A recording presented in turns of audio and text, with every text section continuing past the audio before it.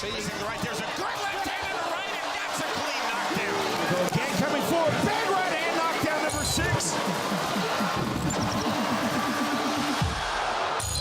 Walk away. One-punch knockout to finish this fight, and the win for Kayla Harris. Rico.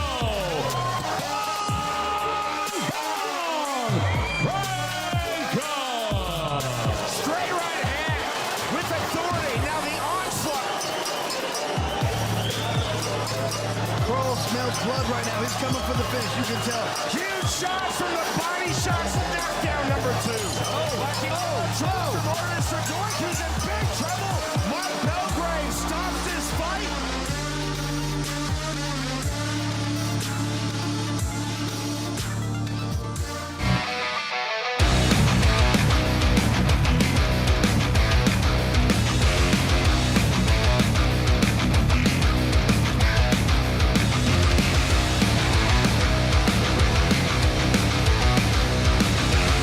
We are live, all the way live from Satellite 5. A lot of great stuff coming up, as always, on the show. Very excited to be back again after BKFC 45. We're going to talk about that. But before we get to all that, Bryce Hall and G, we're going to do a little look back. G Perez, the cut man. G's going to join us to talk about, well, his amazing story, and also to talk about what went down with Bryce Hall and what's happening there. Lorenzo Hunt's going to join us as well. He'll be here to help us recap some BKFC 45. We'll get some predictions, find out what he's been up to. He's never at a loss for words, so you know that'll be great as well. And then a quick look at BKFC 46. That's this weekend. We're excited for that. And also, what you didn't see at BKFC 45. We have some behind-the-scenes content for you as well. But the first thing I want to get started at. Oh, that's feedback from me. Okay, I was wondering what that was. I was going to blame my production guys, but it's all me. What is that? It was me. No, it was on my. I have it in front of me, so I can listen to read, yourself. Huh? No, so I can read the chat. I want to see what they're saying because that's what I do. I read the chat. It's the big budget on the show. I always go back to it. No frills. No frills. None at all. But a lot of stuff to get to, including, you see, if you notice, I don't know what kind of shot we need to go to. I'll let the cameramen deal with that. But behind me, we have a lot more photos than we did. You check them out. A lot of great photos. And actually, it's courtesy of these two guys right here. These two guys right here. Bare Knuckle Extreme Fan Page. These guys are amazing, the Bare Knuckle Extreme Fan Page. Evan, what are you doing? Evan's walking in. He's got a gift for us? What's he? What do you got? He's got a staple. Is that you? That's you. Did you sign it? Oh, I need a marker. He's got a marker. and he works his own sound effects too. That's great. Evan Zentor, the Lord himself, lording over the podcast. We can always use that. But I was saying, penises. These two guys, right here, Bare Knuckle Extreme Fan Page. Check them out on Facebook. They're absolutely amazing. Here comes Evan signing his autograph. This is good. This is how you can forge Evan's checks and stuff. Just look how he signs. Signing his autograph back there. But the Bare Knuckle Extreme Fan Page, we really thank those guys. They're an incredible asset to Bare Knuckle Fighting Championship. They're amazing to the fighters. They donated some of these photos, some taken by, I'm sure, Phil Lambert, some taken by Nick Vespi, some taken by them. But it's really cool. They treat the fans well. Check out the Bare Knuckle Extreme Fan Page. Two awesome guys. They had Gatorade there for the fighters. These guys follow us around. They never ask for a dime. Big fans of them. Again, Bare Knuckle Extreme Fan Page. We really appreciate you guys. Thank you so much. And we'll be putting more up. And by the way, we'll put a graphic for the email. It's the Bare Knuckle Show at gmail.com. It's my own show. I don't even know. The Bare Knuckle Show at gmail.com. Send your photos in. And we're not just looking for fighter pictures, as cool as they are. We're looking for pictures of you. Now we have Evan up there. We have the Bare Knuckle Extreme guys, so we want to see your photo. You can make dumb faces, you can make smiley faces, do whatever you want. Send them in. We love hearing from you. Other than that, there's a lot of other stuff to get to as well. Evan just cracked me up. I didn't expect that. All right, let's see. We have, this is it. As you know, I've been dealing with sickness. Before we get to G here, I want to talk about this. You can hear it in my voice. I'm feeling a lot better. I went from a sinus infection to pneumonia. The whole time I've told you I was sick, but I haven't really told you what I had because it's not important. I just propped myself in, came up and came on and did the show. But when I was in Hollywood, Florida for BKFC 45, we had these great guys at Dynamic Life. You can check them out. It's livdynamic.com, livdynamic.com. Now, it's not fixing my voice because the coughing is nonstop. But what it did fix was me. It propped me up, and I was able to do the whole show at BKFC 45 because of these guys. They put some kind of IV in my arm, and they just propped me. It was a bag of like vitamin B and stuff. It was absolutely amazing. I felt the difference right away. And the thing is, though, I don't love needles. I don't. Matter of fact, we have video of me getting the IV. I think we can show that now, and you can see how I'm kind of a little nervous. Me and Chris. I'm just taping this, hoping I pass out. I'm hoping you do. I hope I do too. It'll be good content. Oh my God. You can fake it. Chris especially hopes you pass out. I know. No, definitely. Breathe out. All right, now 1, 2, breathe. I'm fine. That's not bad. It's a good stick. Didn't work. You have to do it again. Just It's in, right? She got it. That's what she said. Can I let go of my Yes, of course you. Sorry, Chris. She said, of course, you moron. No. Oh, that doesn't bother me to look at. I can't do that. Yeah, see, I heard Mike Davis saying I can't do look that. so nervous. I hate needles. I hate them. I don't like them. I don't like the control of somebody else sticking a needle in my arm. I don't like it puncturing my vein. Although Crystal was amazing. I didn't even feel that go in. But Evan, are you a needle guy? I mean, do you like them? Yeah, I don't mind them. You got tattoos, Yeah. so that must not be that bad. You want to see them? I'll check it. What do you got? What do you got? No, shut up, dude. Stop. Stop. Yeah, cut. I don't want to see that. Stop it.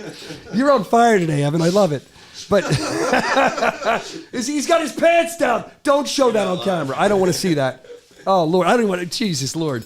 So I hear the buckle. I can hear your buckle. I can hear it in the mic. Sorry, Mom. Oh, Lord. All right. So I'm not a needle guy. Brendan Harris, are you a needle guy? I can't take them. I don't mind them. Oh, God. I could never be a good heroin Brandon's addict. a rampant steroid user. Yeah, I can tell. I can tell. But I know that Lido was making fun of me the whole time. Chris Lido was there with me. He doesn't mind needles. Mike Davis says he doesn't like them. It's just like, let us know in the chat. Who likes needles? I mean, I don't know if anyone says I love needles. It's not my favorite thing. But yeah, that made me a little nervous. But I just want to thank Serge, Crystal, and Dr. Lewis, the guys from Dynamic Life, livdynamic.com. Check that out. And then the other thing I want to talk about here before we get to G is a lot of celebrity fans in attendance. We saw a lot of celebrity fighters fans. We saw, let's see, I made notes. Eddie Alvarez was there at BKFC 45. Jeremy Smith. We saw Jared Grant, Fames. We saw Jade Mason Wong. Taylor Starling. You saw her on the broadcast with Christine Faria. That was interesting, cornering somebody. Kai Stewart, Dat Win. We'll have more on him later. Causing controversy as always. Lorenzo Hunt was there. We'll be meeting up with him later. And then this shocked me. And I did some research on this. Another fan that was there ringside, I don't know if you saw him. Apparently he loves gambling, so maybe he enjoyed gambling on the fights. I'd love to have him on to talk about gambling. Maybe we will. But I knew him from my radio days, so it was cool to reconnect with him. I think we have a picture. I never do selfies. I hate selfies. There it is, Joey Fatone. You know what band he's from, Evan? Everybody. No, bro, that's Backstreet Boys, bro. Oh. What's the other one? I know it's in. I don't know. In Sync. It's What's Bye it? Bye Bye. That there one. you go. No strings attached. How do I know this? I was in a boy band when I was younger called Nice. Naturally Young Charismatic Entertainers. Did you know that about me, Evan? No, I only knew about the Well-Hung Warrior. That was I did the Well-Hung Warriors as well. But Joey and I reconnected. It was good to see him there. I think he's friends with some of the bare knuckle bombshells, and he's been to shows before. He's a big bare knuckle fighting championship fan. So thank you to Joey Fatone. It's just not a guy I guess you would expect. I actually was a fan of his work on Impractical Jokers. He was pretty good in there. He's pretty funny now. But yeah, Joey, we'll try to get him on to a gambling segment. I think that'd be kind of cool. See you picks. But other than that, a lot of other stuff that I wanted to talk about today before we get to G1. You saw the graphic, which did gangbusters on our Instagram. It was like 14,000 likes. Thank you to Vaughn Design. We appreciate that, the Vaughn Design team. But who would win in a fight? Let's go around the room. Elon Musk or Zuckerberg, Mark Zuckerberg. I would pull for Elon Musk, and I don't want to see it in the UFC. And the people that said that kind of stuff on the Instagram, like, oh, they want to be like UFC. I can tell you, nothing. I want to be nothing like UFC. I fight to not be like UFC. I appreciate them, but we're bare knuckle fighting. And I'd rather see that in a bare knuckle fighting squared circle. I don't think I'm talking out of turn here. You know, we're going to talk to G in a minute. We're kind of involving some influencers anyway to do bare knuckle, by the way. It's not boxed. It's not gloved. It's bare knuckle. I would go with Musk. I know that Jordan hit me up. He said Musk round 2. Where are you at with that, Evan? Who would win that? I think Zuck's a nerd. I'd go with Big nerd. Musk. Yeah, Musk's got a little bit of dog in him. Ah, there you go. So I think Musk is my pick. Musk, I'll go with that again. I might have said Zuck because my brain's still not working. But yeah, I'm with Musk with that one. Where are you at, Harris? Musk. Musk. It looks like that in the comments too. A lot of people saying that they would be interested in seeing Musk take it. I just honestly, in bare knuckle, would like to see Musk just pound Zuckerberg's face. I've been wanting to see that for years. And I think, you know what? Hell with me. Take me out of there. Special guest referee. Ready for this? Tom from MySpace. And we can give VIP seats to his top 8. Are you guys too young for that reference over there, Evan? Did you read MySpace? Yes. You had a MySpace? Yeah. What were you, like 10? Yeah, that was middle school. What was your like theme song on there? Remember they had like songs? I used to put stupid songs. I remember you could put like oh my god, I can't even think of it. Like just like dumb shit. Nothing like an actual song. Put like the Macarena. No. Oh my god. Just like movie quotes and I stuff? forget the name of that song that was like, it'll come to me. Probably Who Let the Dogs Skip. Out, something corny like that. All right, we'll skip them. We're getting ready for G. Excited to talk to him, but before we get to G, I'll read some more of the comments here. Zuckerberg by KO, Big Ben says, really? You're with Zuckerberg, Big Ben? You're a big fan of bare knuckle. I'm shocked that you would be with Zuckerberg and not Musk. I mean, look, to each their own. But you think Zuckerberg would win that? He's a bitch. I mean, he is. Look at the guy. He looks like more of a wimp than me, and that's a lot. That's a lot to be said. I know G. You're a crumb creep. Don't make me laugh, dude. I'm going to choke. So, again, G. Perez coming up in just a minute. We're going to talk to G about a lot of stuff. I'm excited as he gets ready in the virtual waiting room. A lot of stuff that I didn't know about G, and I've been friendly with him because he works with the organization as a cut man. You see him on all the broadcasts. But G, and they're working on some kind of documentary, and I'm excited about this. Evan, maybe you could shed light on this too. G actually came here from Cuba on a raft when he was young, like 8 years old. I want to talk to him a little bit about that. I want to find out what's going on with Bryce Hall, and I want to find out a lot of stuff. And we have video footage that you didn't see yet of some stuff that Bryce had said right after the weigh-ins, after G slapped him. We caught up with him in the parking lot. We'll check into that. And then also, we have some stuff that it's exclusive content where he was watching him make the entrance for his fight. And we have some comments as well. We have a whole video package we're going to get into. We'll talk to him about his fight. But I'm really interested in learning more about G and finding out how he got here from Cuba on the raft. I think that's going to be amazing. And then we're going to talk, too, about a lot of people don't know. G started boxing very young, and he did some pro boxing. And we're going to talk about how it's kind of a poor man's sport and how much he's been grinding. And now you have this influencer coming in and just kind of coming into bare knuckle, and if that upsets him. I know G's here now. He's been in the waiting room. Hopefully he's having some libations. He was having some drinks in the virtual waiting room here live at Satellite 5. Let's bring him on. G, the Cut Man Perez. What's up, G? I'm glad that Nelson gave me my advice to come somewhere with a strong signal and make sure you're not in your car. I feel like every fighter is always in their car. Thanks for not being in your car. Yeah, I'm here. This is why I wanted you in a house or somewhere, G, where we had a strong signal. Can you hear me okay?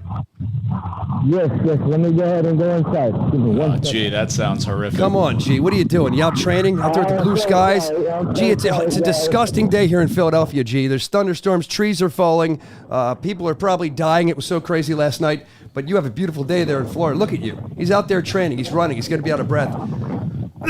Like me. I think it's those headphones that he's got in. Yeah, what are they? What kind of headphones are they? What kind of headphones are they? I guess we'll never know. I guess he's frozen. Look, he's got a big shit-eating grin on his face. All right, there. let's try to get G back. We'll get him back. I'm G, I've seen you his on audio for now. G, cut him. Come on, G.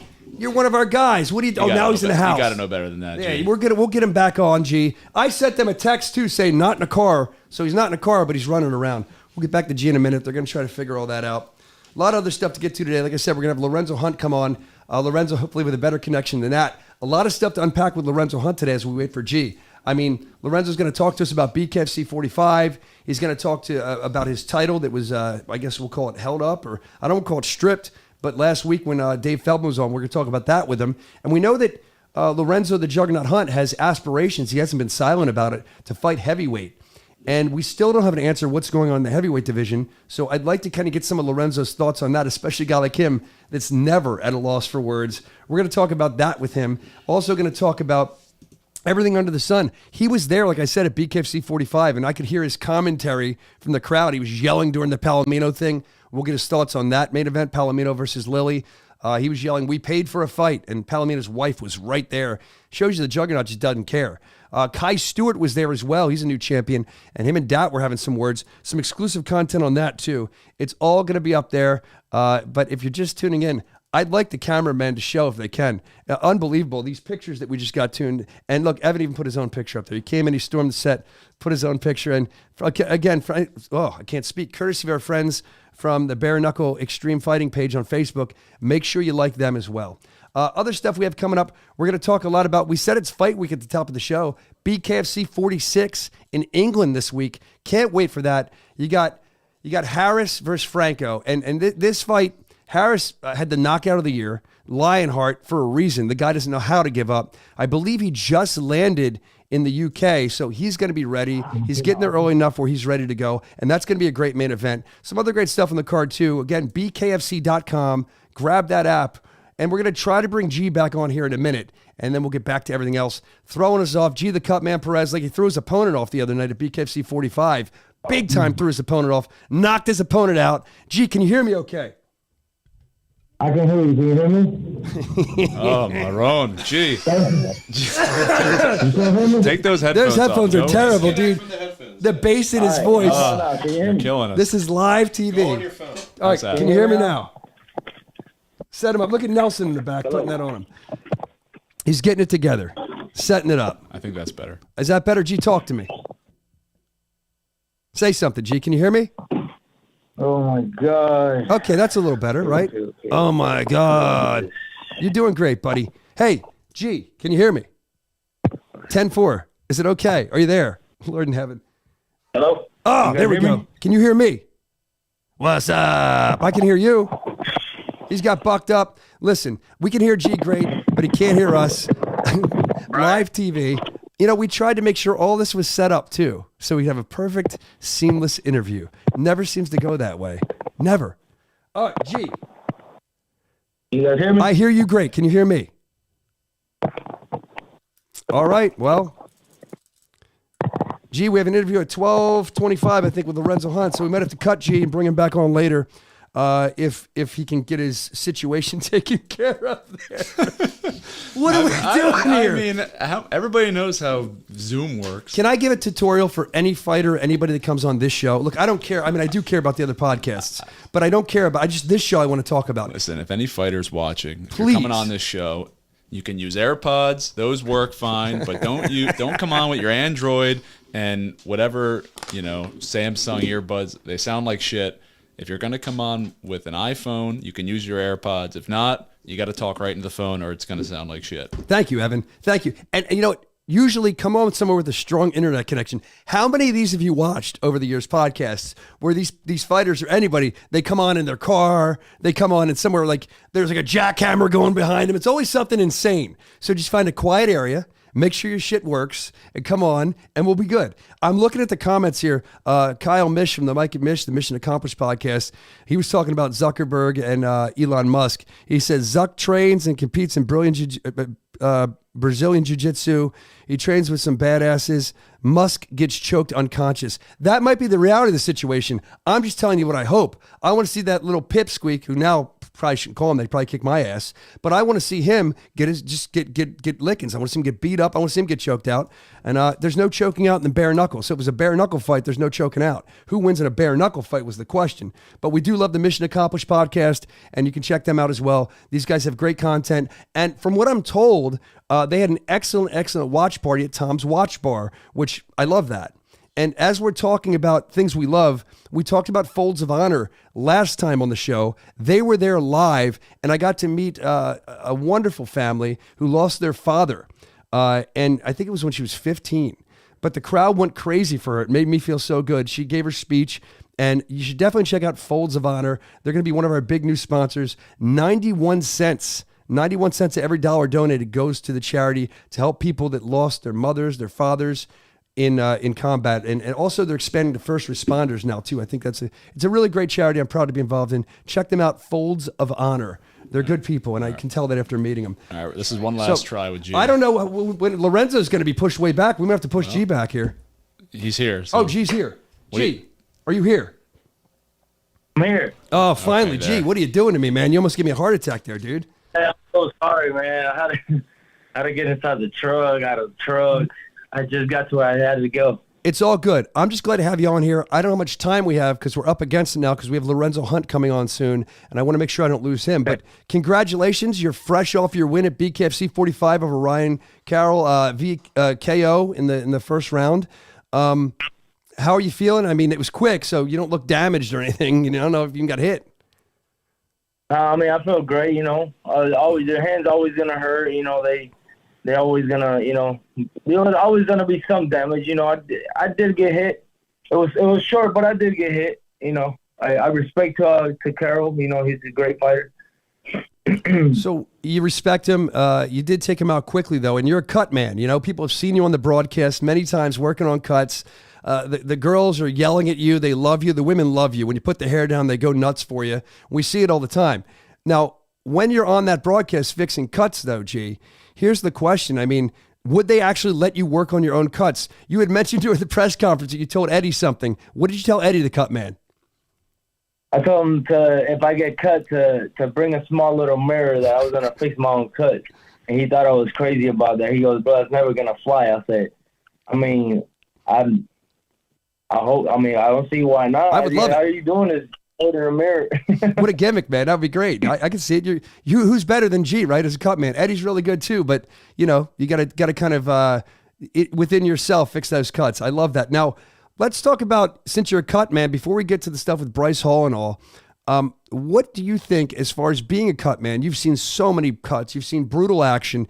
If you had to guess or just think off the top of your head, what is the cut you're most proud of that you were able to stop, where if you didn't stop it, it might have been the end of the fight? Like you saved the guy in the fight. Can you think of one of those?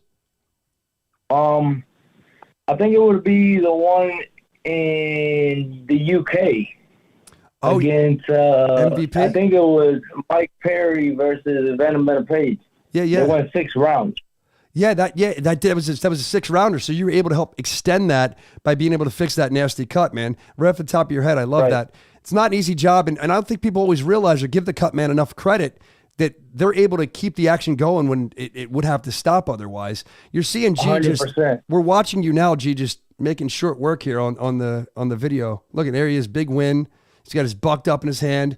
Now, I want to talk about, before we get to Bryce Hall, you have such an interesting story to me. I mean, I've known you for years now, and I don't know the whole story. I know they're working on a documentary or something about this, but essentially you were able to float over here on a raft from Cuba. Is that correct?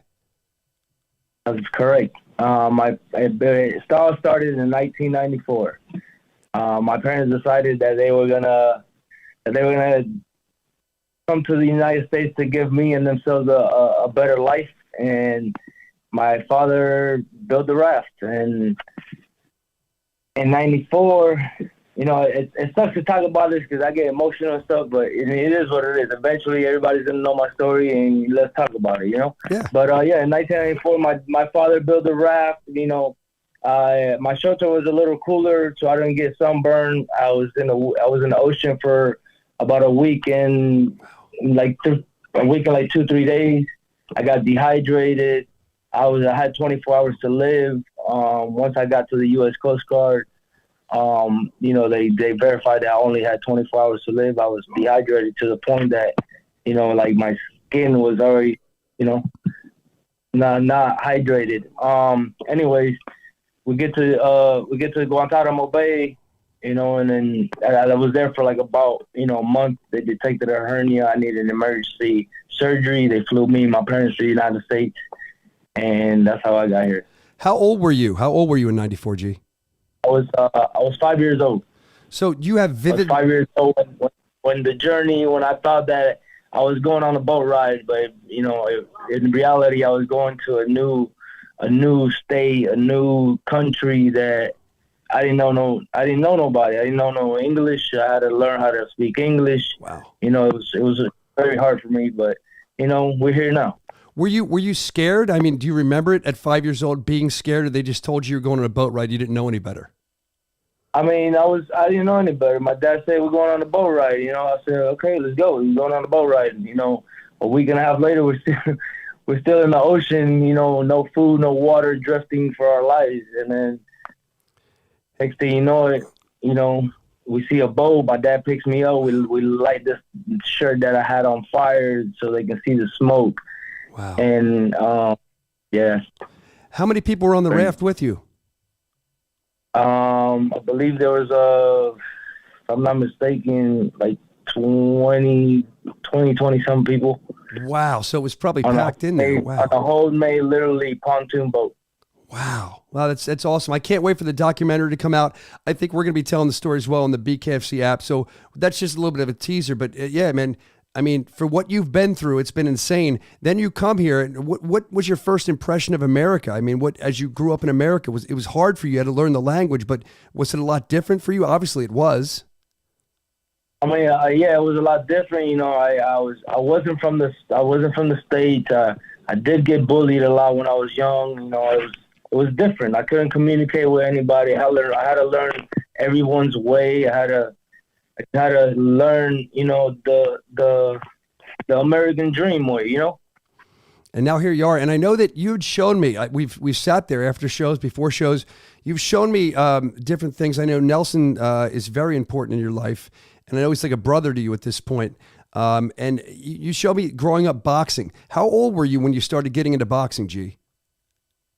So I was exactly 10 years old when I started, you know, or I say exactly, started training, you know, got involved, like got introduced to boxing gloves at like age 8, you know, started real boxing at age 10, wow. You know, my father wasn't around at the time, you know, due to some incidents, but, you know, I had Nelson's dad, which, you know, he got me through all my younger stage of my childhood. You know, he was a second father to me. He raised me. He basically taught me everything I know, you know, so. Now, G, you're talking about, just so people know, you're talking about Nelson Perez. Nelson is instrumental in bare knuckle and finding some Lopez. I said, what did I say, Perez? I have a friend named Nelson Perez. Nelson Lopez, sorry. Finding just great bare knuckle fighters and really helping move bare knuckle fighting championship forward.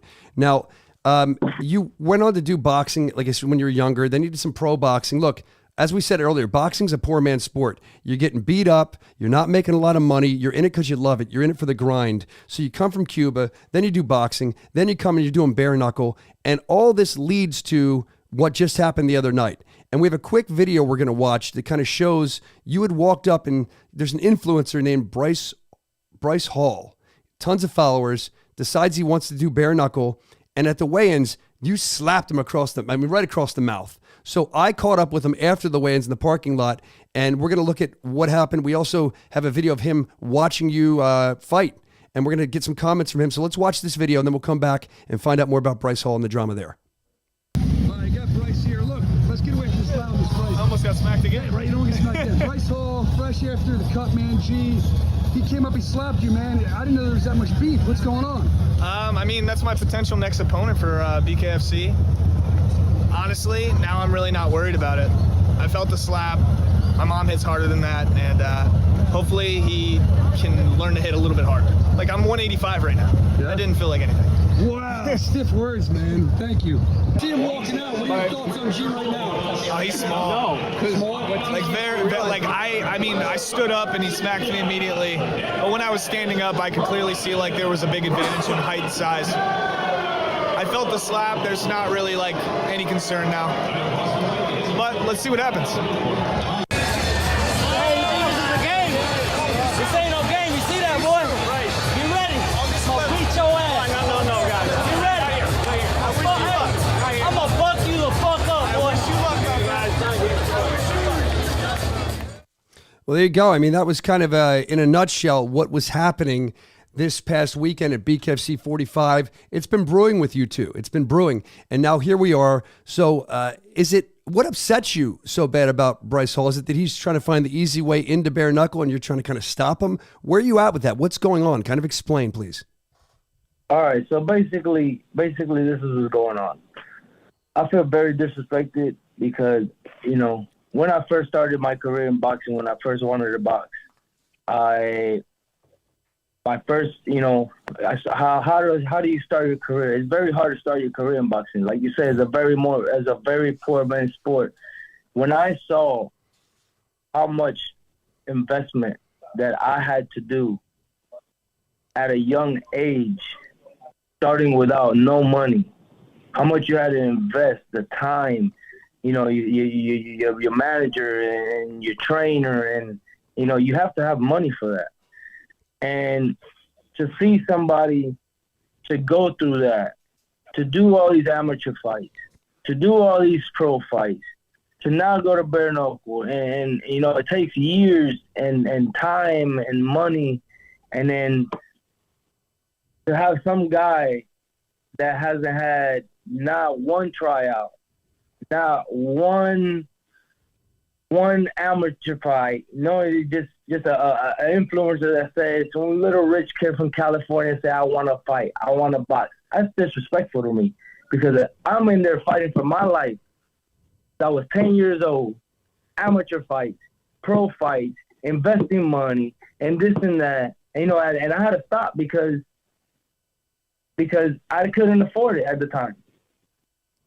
15 years later, Bare Knuckle gave me an opportunity. Yeah, Thank you, Bare Knuckle. Yeah, they sure did. Thank you, BKFC, Dave Feldman. Thank you, Nelson Lopez. Yep. Thank you, everybody in the community that wants these fighters to have a dream. You know what I'm saying? So G, that's disrespectful because he is an influencer that's fighting for his YouTube people. I'm fighting for myself. I'm fighting for people that can't fight. I'm fighting for child abuse awareness. I'm fighting for everybody that needs help that can't fight or defend themselves. He fights for cameras. He fights for clout. All these people.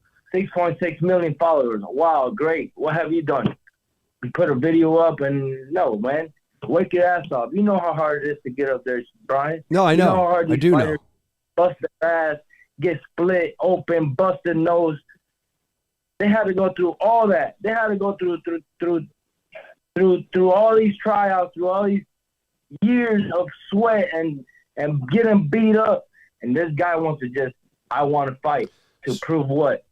That you can fight? So hold on, G. I understand everything you're saying. I think the audience does as well. It pisses you off that he's kind of trying to take a shortcut and you had to work so hard. I understand that. And I think a lot of the bare knuckle fans feel the same. Quite frankly, I think they want to see you beat the hell out of him. And again, it's going to be a bare knuckle fight. Before I let you go, G, I have to ask you one more question. Are you concerned about the weight difference? There seems to be a big weight difference with you. He touched on that in the video. Listen, he's saying that I hit soft. He only felt that at 130. Watch when he feels my power at whatever way he wants. He thinks I don't have no power at 130. Well, he didn't see that left hook that I gave Brian. That I guess he didn't see. Did you ask him about that? Yeah, he did. About that. I don't know. He might have blinked and missed that one. G. Perez, the cut man. We love you, man. We love your story. Can't wait to find out more. Thank you for coming on today. And like I said, it's not your first language, English, but you're better than I am at it. I mean, it is my first language. You're still better than me. I appreciate you, G. Listen, go do your thing. Thank you for coming on today, man. Thank you, Brian. Thank you, guys. Thank you, everybody. You know what I'm saying? Thank you, Dave. Thank you, Nelson. Thank you, Brian, for having me on the You're show. welcome. Like I said, hey, August 11th, don't miss out. All right, we're going to find out when that fight's going to be. We're not sure the date yet, from what I understand. But, G, thanks for coming on. Okay. We'll keep everybody updated. You're the man. All right, we have to get to Lorenzo Hunt here in a minute. I know he's in the virtual waiting room because we ran a little bit behind. Sorry to rush through the G interview, but, you're going to find out more about G and what he did and what he suffered through. He kind of gave you a little tease of that, but it's an amazing story they're working on right now to put out. So I can't wait to kind of tell you more about that. And speaking of documentaries, as I'm waiting, I'll give a quick plug to, you saw Luis Palomino versus James Lilly at BKFC 45 on YouTube. Amazing documentary about James Lilly called Warrior Poet. Go check that out. I'll shoot the link out on my Twitter at THE Brian Soscia. I'll shoot it out there, and then you guys can check that documentary out as well. I'm a big documentary guy. Love them. Love seeing what these guys go through. I think some of our staff is in the documentary as well, so you guys will really enjoy that. I think Lorenzo Hunt is here. Is he in the virtual waiting room, guys? Yeah, he's been we'll very, load him up. very patiently waiting. Oh, wait, here he is. Ain't no champ, let's all say so. Ain't no celebration. You know, like I'll play horseshoes. I was telling Lorenzo that before. There like, he is. That's how I'll taunt people. I'll yell, ain't no champ unless I say so. Speaking of, here he is, the champ of the world. Oh, where'd he go? This keeps happening to us. This is cursed. I like it. So, Lorenzo, the Juggernaut Hunt, always glad to have you on. You're never at a loss for words. A lot of stuff I want to talk to you about today. First of all, how you doing, champ? I'm all right, man. It's a beautiful day. Loving being a champ. How you guys doing? It's beautiful there, man. It's terrible weather here in Philadelphia. It's thunderstorming, trees are falling. It's insane. Yeah, man. But I'm glad. I mean, you get to live in beautiful Florida in your beautiful new house with your beautiful woman. Everywhere you go, there's a beautiful lady next to you. I mean, she's always there with you. The champ has his title, but he's got his beautiful lady with him as well. I think that's what champ champs life, do. baby. Champ life.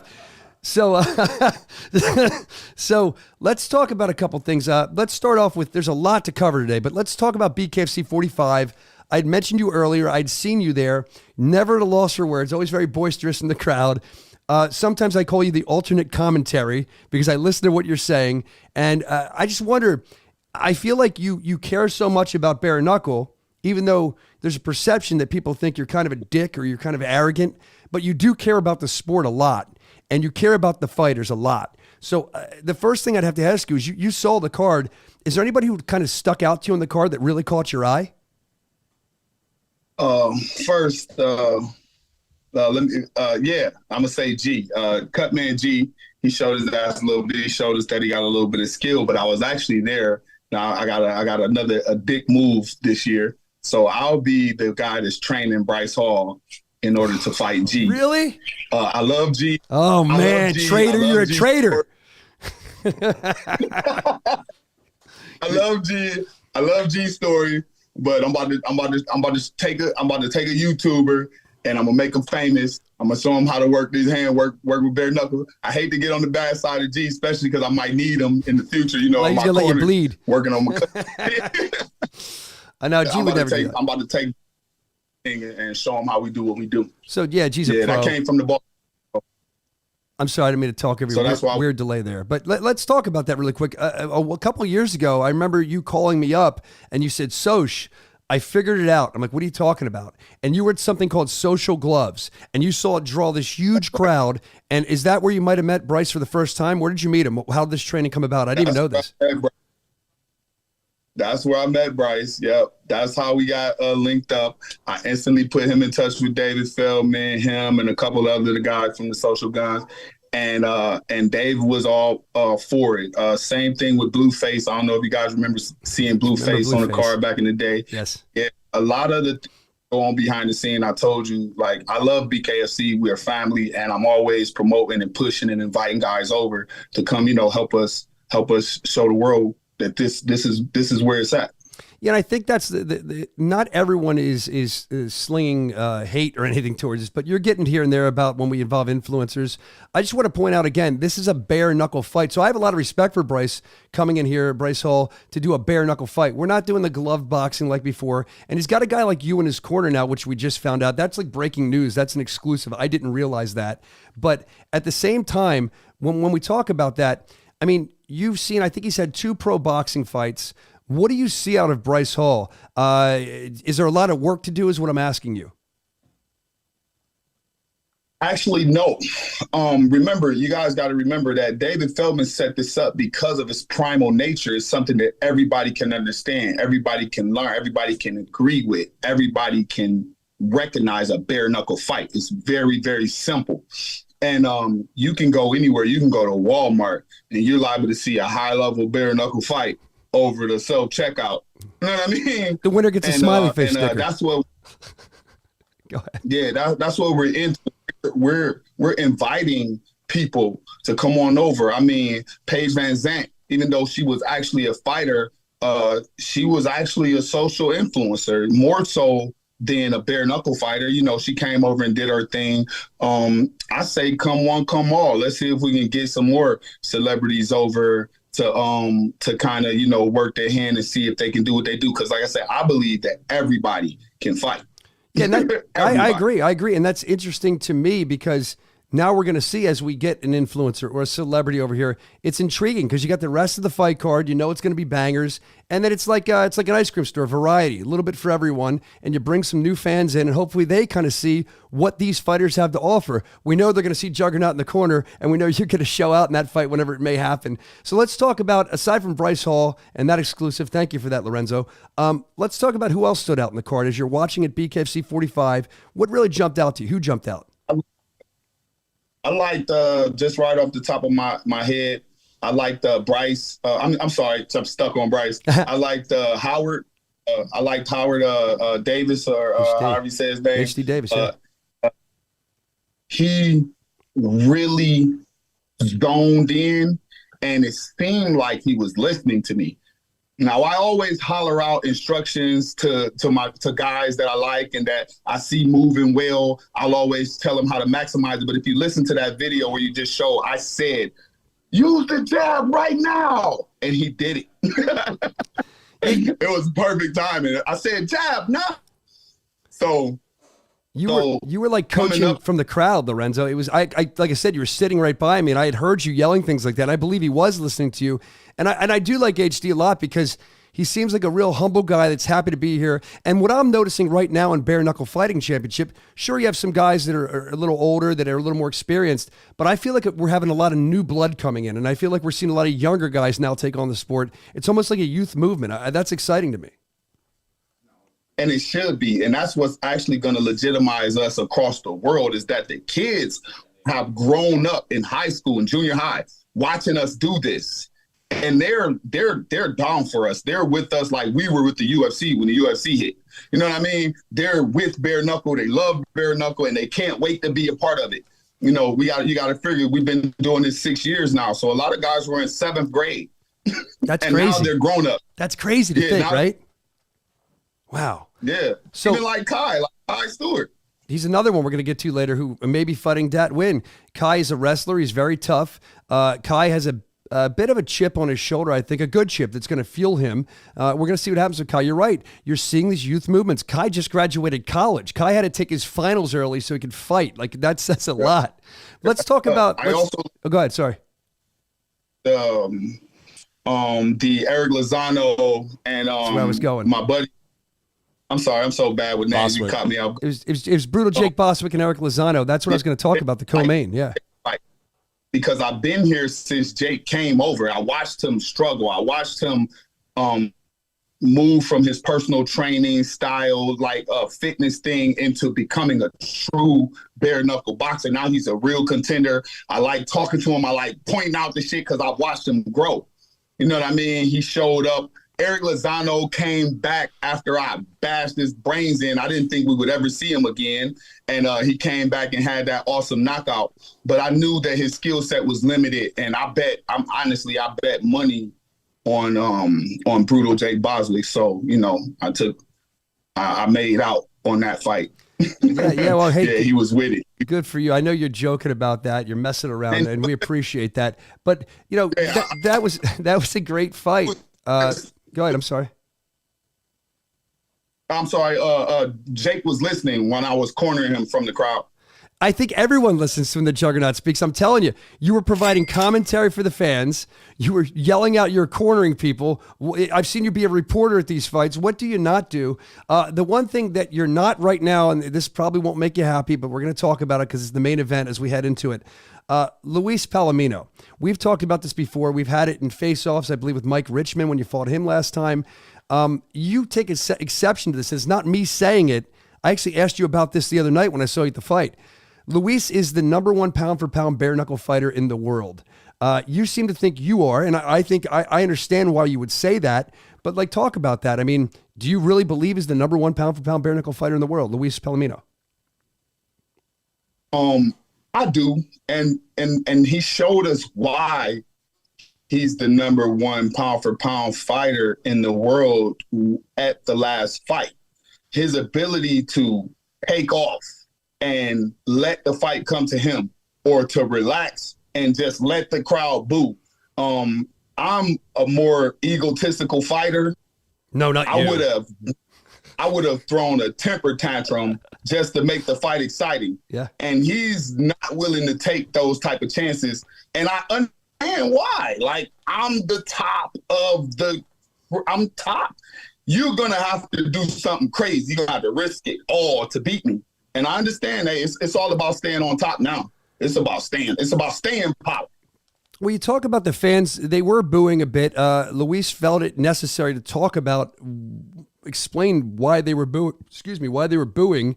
And he talked about it at the post-fight press conference. He talked about it on the mic. I mean, the fans weren't happy with that kind of fight. And I know that he's in the business of staying on top, but I mean, as a fan looking at that fight, do you understand why the fans felt a little gypped maybe? People came to see a fight. They hyped it up. They thought it would be an amazing match. You got 2 undefeated fighters. One came all the way from overseas. It was somebody's responsibility to push the pace and to make that fight an awesome fight, something that we could remember, something that would go down in bare knuckle history. Honestly, that's why I said maybe I'm not the best fighter in the world, because in that same situation, I could not have taken the time off. Yeah, I mean, while he couldn't take the time off, I thought it was interesting. And look, I say it all the time. I love Luis Palomino. He's usually a class act. He's always a class act. He's great to deal with. He's great to work with. But I felt as a fan, I understand he did what he thought he had to do. I get what you're saying. But he was getting a lot of pushback online. I saw people they were making memes about him. I mean, do you think that's going to enter in Luis's mind? Do you think as he continues his career, you think he's just not, like you said, you're egotistical. You don't pay attention to that. Do you think that's got to play some mental aspect when your own people are booing you in Florida? Maybe, but honestly, I believe he's used to it. None of his fights are crazy exciting, and very few of them are won without controversy. If anybody is prepared to deal with backlash, it's Luis Palomino. That's true. Well, his last few been close, very close. You know what I mean? The fight with Elvin was, oh my God, I thought he lost it. You know what I mean? The fight with Dat, most people think he lost it. So I think he's used to it. Okay. I don't think that's something he should get used to as a champion, but I think he's used to that. So you're going to go on record right now, and I've never heard you say this. I can't believe you're going to do it. You're going to go on record right now and say you are officially bowing to him as the #1 pound-for-pound bare-knuckle fighter in the world. Luis, I can't believe you'd say that, Lorenzo, about Luis. Is that true? You've gotten very mad when I brought that up in the past. Well, it's hard to be undefeated, and it's hard to beat undefeated. As long as I have that one loss on my record that I can't seem to, for the life of me, get a rematch. Even if I get a rematch and beat Gustavo Trujillo, I'll still be 12-1, 20-1. As long as he's undefeated, he's the Mayweather of bare knuckle. Somebody's gonna have to beat him. Who's gonna beat him? In order for me to be the #1 pound for pound? I can't do it. I'm too big. No, that's what I mean. So it is what it is. Hey, James Lights Out Lilly came all the way over from the UK, a Welshman, another pleasure to deal with. And he fought, but it didn't work out for him. Got his first loss. I was just interested in what you think, because like I said, the fans are in an uproar over this. Let's talk about your opinion. He was supposed to put, God, I'm sorry. Bro, he was supposed to fight, push it down his throat, and risk it all, and go out of here on a stretcher if necessary in order to make it a fight. He came from all the way overseas, but he didn't close the distance when he needed to. So there you go. Yeah, I can't remember the round, but one time, a couple times, he cracked Luis pretty good though, man. Where I was like, oof, but then he didn't capitalize on it. But again, I'm not in there, so who am I to judge? Let's move on from BKFC 45. Great event it was. You can check it out on the app. If you don't have the app, bkfc.com. Grab it there. Last week, we had President David Feldman on the show, and I wanted your opinion on his announcement to not hold up the light heavyweight division. So he's basically starting an interim title fight that's going to be coming up here on July 14th with Jared Warren and Josh D-Day Dyer. What were your thoughts on that? What's your opinion on that? Because I know you were holding that title. I'm still holding the title. I unified the 185 division. I am the best in the world, and anybody who grabs that belt won't have it for long. What happened was we were in negotiations with Belcher for the heavyweight title fight.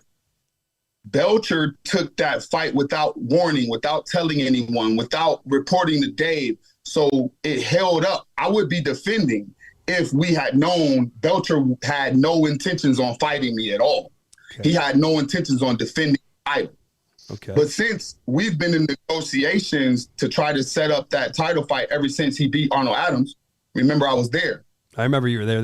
They keep him out of the ring. He's going to rush the ring. You're eating a hot dog. You're eating nachos, trying to get the heavyweight. You said drinking a soda. I've been waiting for that title fight, and we've been trying to make it happen. He's been very, very, very hush-hush about his intentions. Mm-hmm. And honestly, I found out, then Dave found out, then everybody else found out while I had already kind of agreed that you guys could move on with the lighter divisions. You know, I didn't get a chance to take that heavyweight title fight, and which is why you got a few guys popping up. I don't know if you remember, but I beat Josh Dyer within an inch of his life. It does not bother if he wins the interim belt. Jared Warren is a shadow of a 185er. He should actually be a 175er. He should be fighting guys in the other weight classes. He shouldn't even try to fight me. If he wins, he actually loses. It's no different than when Doolittle and Mike Richmond fought for the title. It's just a placeholder. All right. I was going to ask you where you thought that fight was going to go, but you said it all, Juggernaut. And you mentioned about the heavyweight title. I know your aspirations to be in the heavyweight division, and you're trying to get in there. And Dave had said that he was going to make an announcement, which he hasn't yet. We're still waiting. I know a lot of people are waiting for it to find out what's going to go on with the heavyweight title now that Alan Belcher doesn't have it. I don't know if you can tell me anything. I don't know if you've been in negotiations, but what can you see happening? What do you think is going to happen with the heavyweight division? What would you like to see? I'm going to take a look at, I'm going to explain it to you from the fans' perspective and from my perspective. Of course. I destroyed the 185 division. I destroyed the 205 division. I believe that Dave fears that I'll destroy the heavyweight division too. After I beat Arnold Adams, who's next?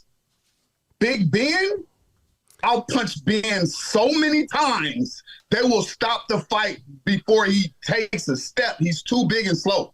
So if I knock the guys off who are so big and bad and bring attention to this sport, I think it'll be really, really hard to deny that I am the best in the world. And now that we're moving forward, guys like Chris Camozzi are calling me out. Guys are calling me out from overseas. You got these guys fishing for the 185, trying to figure out what I'm going to do. You guys better hope Dave lets me fight for the heavyweight title. Because if he don't, I'm taking all hope from you clowns in the 205 and the 185 division. I still got to eat. You're going to run it. So it's up to BKFC what's next. Well, we're excited, and thank you for your perspective on that, because like I said, the fans, they've been just buzzing about this, trying to figure out what's going to happen next. It's interesting to see a lot of people.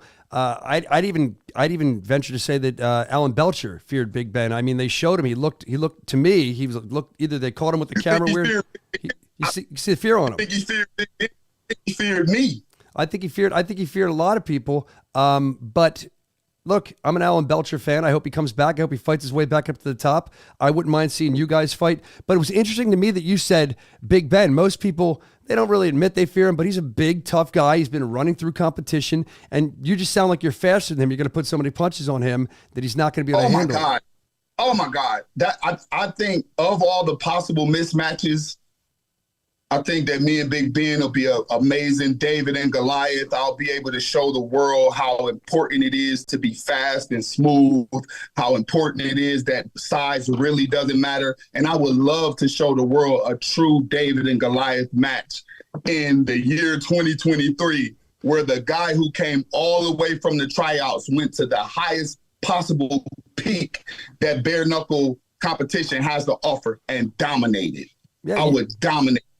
For the sake of, just for fun.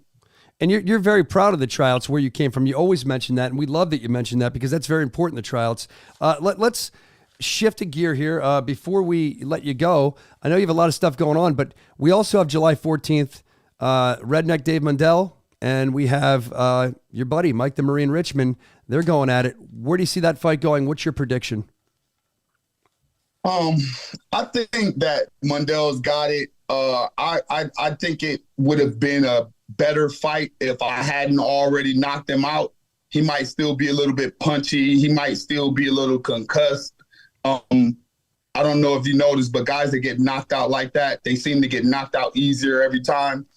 And Mundell's no walk in the park. He's been knocking guys out like me. Yeah. So Thank you. Yeah, so I'm gonna go with Mundell on this one. I would like Mike Richmond to win or at least even make it a good fight.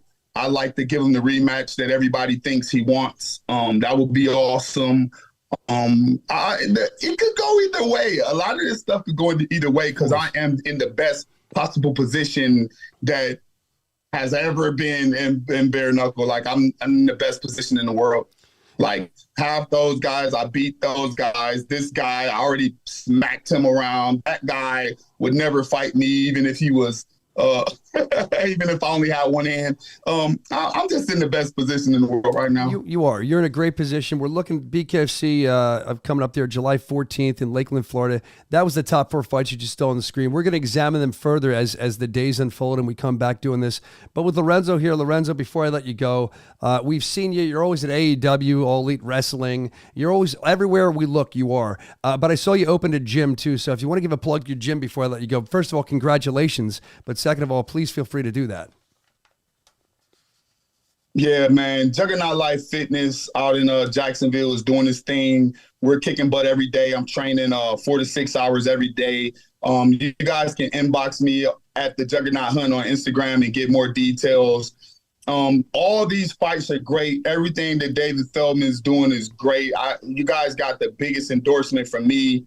I just love it. Absolutely love it, man. And I can't lose. No matter what they choose, no matter whether it's Ben, Arnold Adams, Chris Camozzi, Josh Dyer, Jarrett Warren, Mike Richmond. Oh, that's 5 homers in a row. Like I'm good. You're very talented. You're very talented. We'd love to have you on the show. We appreciate you making time for it. Lorenzo the Juggernaut Hunt, thank you for your time. We're going to let you go, man, but again, thanks for coming on. I didn't realize he's going to be training Bryce Hall, so we got an exclusive here today and some other great chatter too. Thank you, Lorenzo. We appreciate you, man. Appreciate you too, man. Thanks. All right, so Lorenzo Hunt, there he goes from G to Lorenzo. It's all here in the Bare Knuckle Show. Look, we got a couple more things we want to talk about. First of all, before we do, I kind of want to unpack that Lorenzo interview. Did anyone else know that he was going to be training Bryce Hall? Evan, were you aware of that? Were you privy to that? No, I'm actually texting our graphics guy to make something. That's pretty cool. Yeah, that is cool. That's good. I mean, look, G's a tough guy. G's been around fighting forever, but now you got the Juggernaut training Bryce Hall. That adds a whole new layer to it. And I got to wonder with his new gym, too, if by training all these people, it's not sharpening his skills even more, making him more dangerous, kind of reminding him of any bad habits that he might have. I mean, he'll tell us that, I'm sure, next time we talk to him. Again, never at a loss for words. But that was interesting to find out, and I liked his thought process. Because a lot of the fans were not too happy about the BKFC 45 main event, and he kind of broke it down how he thought about it. And it's just interesting to see how he would think about that. So thank you to Lorenzo for that. There's a lot of other stuff we want to talk about from BKFC 45 we want to unpack. I promised you at the top of the show some behind-the-scenes content, stuff you didn't see. The first thing I want to do is Dat being Dat. Dat Win was there. And we know that Kai Stewart is champ now, and he called out Dat Win when he did his post-fight right away. I mean, Kai wasn't afraid to do that at all. But it was interesting because they were within like a couple feet of each other. And we have a video of, there's a lot that Dat Win was involved in, including, we'll start with the first one, Dat and Kai. They were kind of going at it with some stuff.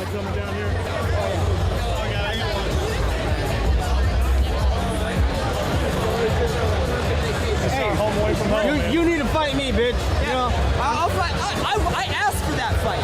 Hey, I asked for that. I'm the only 2-division champ right now. Okay, you need to fight me next. I need to get that belt next. I need to get that belt. Come on, buddy.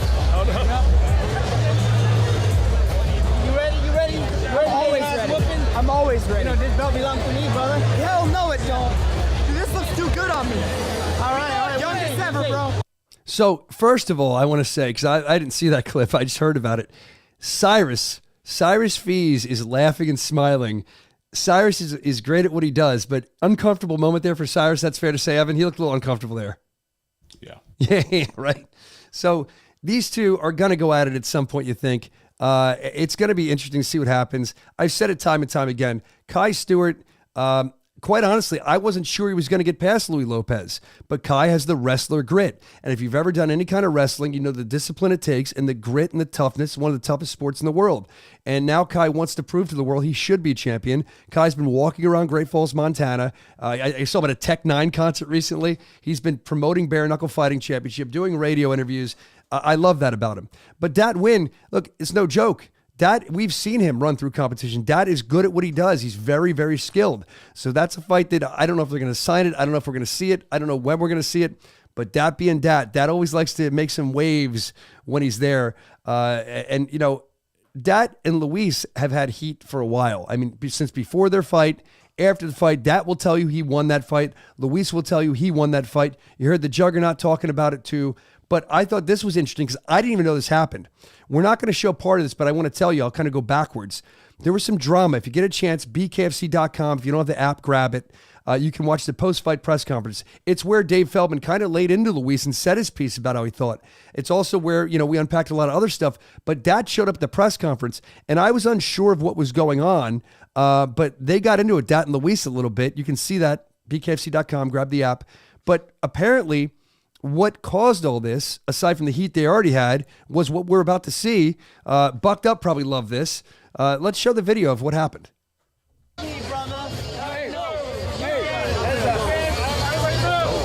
Fuck out of here. Fuck out of here. Fuck out of here.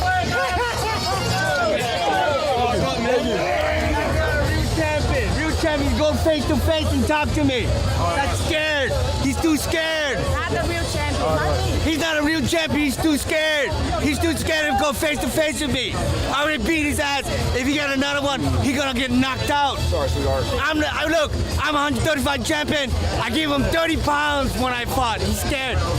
Did we have a bucked up moment of the night, Evan? I didn't see if we had one. Yeah, it was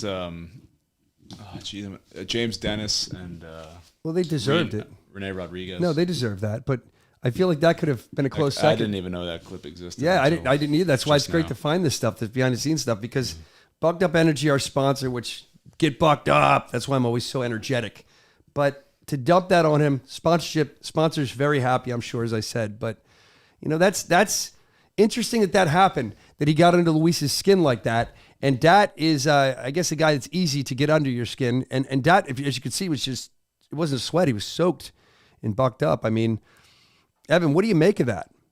I mean, the fight's not going to happen again. I don't see it happening. But, I mean, is that heat ever going to die? No, not until Dat fights him again. Dat just feels like he won that fight, and he got cheated by the Florida judges. So, yeah. You know, I don't know, something about the Florida judges. Maybe the Florida judges, they don't judge enough boxing matches out here because we don't do shit as far as boxing out in Florida. And maybe these guys ringside haven't watched the fights since the 20th century, and they didn't know how to judge it. Maybe the Evan, I knew you were setting it up. I was waiting for it. I had to find it. I could tell you're buying time there. That was good use of the soundboard. Yeah, I don't know when that's ever going to die. I was actually, like I said, Luis is usually all class, so I don't know if he was just a little off with what had happened. But you know what? I believe our production truck is so good. I wasn't even going to show it. Yes, I haven't seen it yet. This is our truck. The truck's out in the parking lot, man. You guys are so good. They pulled it up. They have the post-fight presser incident. Again, there's a lot more you can see on the BKFC app. But we might as well watch that. This is what happened after that interaction and kind of threw everybody off. Let's check it out. Turn the sound up, Brandon. Thank you, Mike Lee. Give it up for Mike Lee. Why are you walking around with a title? We just talking. Right, we just talking. No, we don't need to. Why are you so scared to talk to me? Why are you so scared to talk to me? All right, Luis, let's go up here. Luis, let's choke her out of here, man. Luis, let's go up here. You know what the Come on. After I win the title next, it's you and me. Why are you scared? Just tell me the truth. Go take a seat real quick and wake up from the dream, man. You're talking to me, actually. You know you lost. Yeah. Ladies, You enjoy that bath I gave you? You enjoy that bath I gave you? Bro, you're desperate for attention. You're desperate for attention, buddy. ladies and gentlemen, Luis Palomino. You sound like the woman in the relationship. You're the woman in the relationship. You already know you got The woman in blah, blah, blah, blah, blah. Chihuahua's butt, bro. All right, ladies and gentlemen, Luis Palomino, the reigning champion. He's here. All right, there you go. And that kind of happened as Luis walked in. And again, I didn't realize. I know that you were on camera, Harris. You didn't realize that. I didn't even understand the bath comment until now. He should have said a bucked up bath. That I'm telling you, that would have gotten him an endorsement. But yeah, a lot of heat there. Again, I don't think we're going to see that fight, at least not in Bare Knuckle Fighting Championship. I think that's fair to say. So we'll see what happens next. But I wonder if Luis wasn't feeling that frustration after he had said on the mic about, with the booze coming at him, and then he dumps that bucked up on on Dat. I don't know. I didn't hear if Dat was saying anything ahead of time. I just think that Luis was a little frustrated with what had happened that night. I think that's fair to say. Dat was screaming at him during the whole fight. Oh, okay, because I wasn't buying. Yeah. What was he saying? He said he's got no cojones and shit like that. You can hear Dat's voice carries just how it is. I mean, I was in the ring shooting, and all I hear is, "You got no cojones, Luis. Oh, okay. You suck." So he was getting abused the whole fight, and Yeah. he said, "I'm gonna give you a little bath." That makes sense. So it wasn't a frustration thing. Thank you, Evan, for letting us know that. You're always so close to the action. I didn't even hear that. We appreciate your way of looking at things. So that was some of the drama that you didn't see. What'd you say? It was it's just you. It's me and you in here. The whole organization, all the fans appreciate the Lord Evan Zantar up there. The new picture where he looks like a devil. Look how red he looks. Can you see how red he looks? I might have had too many bucked ups in my That or blood he's pressure. drunk or something. I don't know. I He's do got like his to get a tongue out. little buzz before I come into the office. Buzz. We get a buzz before we start the show. All right, so the last thing I want to talk about here is I saw this online, and I thought it was interesting. Jake Boswick changed his look up a little bit, so we were messing around with him as we were doing these are the interviews that you see on the broadcast. Some of the stuff hits the cutting room floor. I had the guys pull this. Let's go and entertain, son. Why the mustache? Why the stash? Because I'm an absolute geezer, son, and I just wanted to put it on my face and show everyone what's up. That wasn't even a question, but I'm done. Yeah, I know, bro, but it's like... I'm like, what do you think about Jake's mustache? He looks like a cop. It's a cop stash. It's a cop stash. Yo, Jake Boswick could be, if he pulled me over at a traffic stop, if he pulled me over, I would just hit the gas and take off. Like, I'd be afraid of him. He looks like a cop. What do you think about the stash, Evan? Does it work for him? I've had plenty of stashes. I think it's good. I think it looked good. He didn't. I don't think it made the clip. I think you're very hyper focused on the stash. Well, because he kind of challenged. We didn't have the clip, but he challenged Mike Richmond's stash. He said he was going to grow his kind of down more, though. He wants to kind of compete with Richmond and David Diaz's stash. He was a big fan of the stash. He said the women's love it. He's an absolute geezer. What is a geezer? What does that mean? I always hear. I thought it was like an old person, but here it's an old England, person. I think it's different. cool there, right? Yeah, I don't know. Like you're a cool geezer. Well, speaking of England, UK, BKFC 46, before we get out of here, we're looking forward to that. Again, it's fight week. You can grab the app, bkfc.com, $7.99 a month. You're going to get that fight if you subscribe right now. Then we have another fight July 14th. So you'll get that fight as well. So it's worth it. But it looks like a great main event. Again, we got Franco and Harris. Harris is a guy we've seen fight many times. They call him Lionheart for a reason. The guy's tough. He just landed there today. Franco, I mean, they wouldn't be putting him in the main event in the UK if he didn't deserve it. It's been a card that, to me, is exciting because you look at the UK, the birthplace of bare knuckle. Now, when these guys are fighting each other over there, they just go for it. They go for it. So here's the card. You can see it up here. I mean, it looks like a fun card to watch. I know I'll be tuned in. Evan, you're going to be tuned in. They're going to make you work. What's going to happen with you? I'll be there. I was going to go to the beach on Saturday, but... Are you going to the UK? No, but 2 p.m. prime time, I'll be watching. Yeah, I got to as a live fan? clip the show. But you're going to be watch as a fan too, right, Evan? Of course, yes. No, it's to be a good card, but honestly, I wanted to plug the next card because I'm very excited to see Travis Thompson come back. I'm excited for the animal too, dude. I want to have the animal on the show. We got to get him on the show. He's right down the street in Pottstown, Pennsylvania. We got to bring him in. He's a firecracker, man. He is. And he's fighting Ryan Reber, which will be fun. That'll be a great fight. 2-0 with the promotion. He had he just had a boxing match, didn't go his way, but he's undefeated in bare knuckle. Seth Schaefer's a newcomer. A lot of buzz behind him. Yeah, Kyle Mish was talking. I think Mike and Mish, somebody on the chat was talking about him earlier. I'm excited to see what he has, and that should be a fun match. Oh, Brandon Allen has been just on a tear. So that's why I'm excited. You see, test him. You're coming in against a guy that's been just like you said, on a tear, ready to go. That is no easy fight right there. No way. No easy fights on the way in. And then Jared Warren, Captain Deadpool, Josh D-Day Dyer, interim light heavyweight championship. That should be fun too. I'll tell you something about Josh Dyer. This isn't fighting, but that guy has the most intense eyes I've ever seen in my life. Look at those eyes. I know. And when you interview him, he's just like, ugh. It's just this intense. You can clip that for later. I know you will. But he's got intense. He's got an intense look. Jared Warren. This is the second time they fought. I remember the first time I think was also in Lakeland, wasn't it? Yeah, BK12. Yeah, and I remember Jared. That was when I first met Jared Warren, and he had dedicated that fight to his sister who had passed away, and it didn't go his way. So I felt bad about him for that. I remember seeing him afterwards. So this is a second chance in watching that fight as fans, because it's going to be a fun fight to watch. I'm looking forward to that one. I'm sure you are too, Evan. But how about the main event? How about the main event here for the middleweight championship of the world? David the Redneck Mundell. I call him Dave Mundell. I think he likes that better. And Mike the Marine Richmond. Mike has something to prove. Excuse me. I'm sorry. Mike is coming off of the defeat where Lorenzo Hunt pretty much hit him out of nowhere, and he did what we call the duck lips. Lorenzo seems like go either way, but we saw Mundell coming off of knocking out Francesco Ricci. That's not an easy thing to do.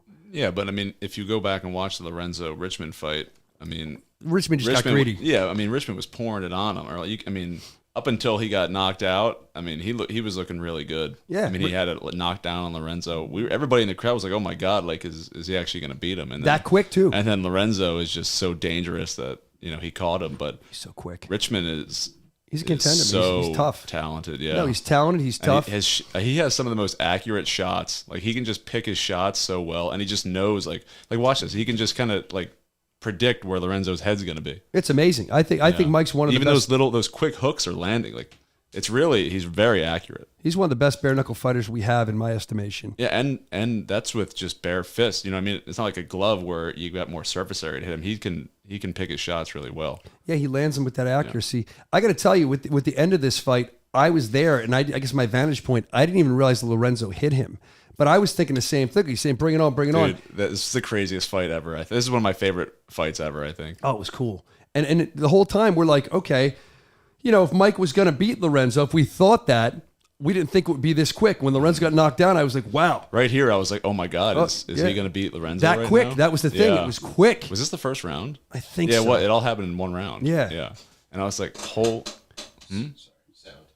You're interrupting me. There's no sound on this. Yeah, we don't need sound. We're analyzing. There is no sound. We're analyzing. You ruined the moment. But then come on, you trampled on us. What was I saying? Anyway. You were saying that we were all shocked because we're like, is he going to lose? Yeah. And then he hits out of nowhere. Nice shot by me right there. And it's great. Look at James's face. White. Oh, you didn't even keep it in. God. You're on thin ice, Brandon. Oh, geez. Anyway, we awesome can't fire fight. him. We love Brandon. Awesome fight. It was a great fight. Now, but honestly, I don't want to take anything from Mundell. I think it's going to be a very tough fight because Richmond is just a beast. But Mundell has dominated at his weight too. He's very talented. They both are. That's why we're excited. This is definitely the two top guys at 175 are meeting. And it's going to be like we were saying earlier. It's going to be a great fight. BKFC.com. Grab the app. You can get it. There's so much on there other than the fight, the build up to the fight. And I don't know. Do you have the profile piece on that fight yet? Yeah, up there on the app? It's not edited yet, but it's been shot. That'll be coming up. Their interviews done. Yes, that'll be. Yeah, I believe that during the interview, if I can remember, and this might not make the final cut, but I feel like Richmond was saying to me exactly what I just said. He got greedy. He was pouring it on, and he thought he was going to go for the kill, and he got greedy, and that was his thought about what had happened. Yeah, so, he dropped his hands. Lorenzo's it's just he's an athlete. He can just he whipped it so fast. It was crazy. I didn't even see what happened. I didn't either. Richmond, I was like, Richmond just fell. What happened? That's how quick Lorenzo is. But Richmond, or should I say Mundell Richmond is going to be amazing. We're looking forward to that July 14th, BKFC 47. Is this the rap part we do with the thing here? You used to give me the rap. You got anything else you want to get off your chest? I believe it's. Do you have anything you want to get off your chest? No, it's all off. No, okay, good. I'm glad it's all wiped off. You're good. Okay, so let's get out of here. Let's give the rap sign. I'll remind you, we're looking for. Oh, I should tell you, 4th of July. We won't be here next week. Doesn't mean the show's going away. Doesn't mean I'm getting fired. Doesn't mean I lose my income. But we're not going to be here. We're going to take 4th of July off. Until then, enjoy Fight Week coming up in the UK. And remember, get bucked up and knuckle up. Thank you so much for being here today. We appreciate every one of you.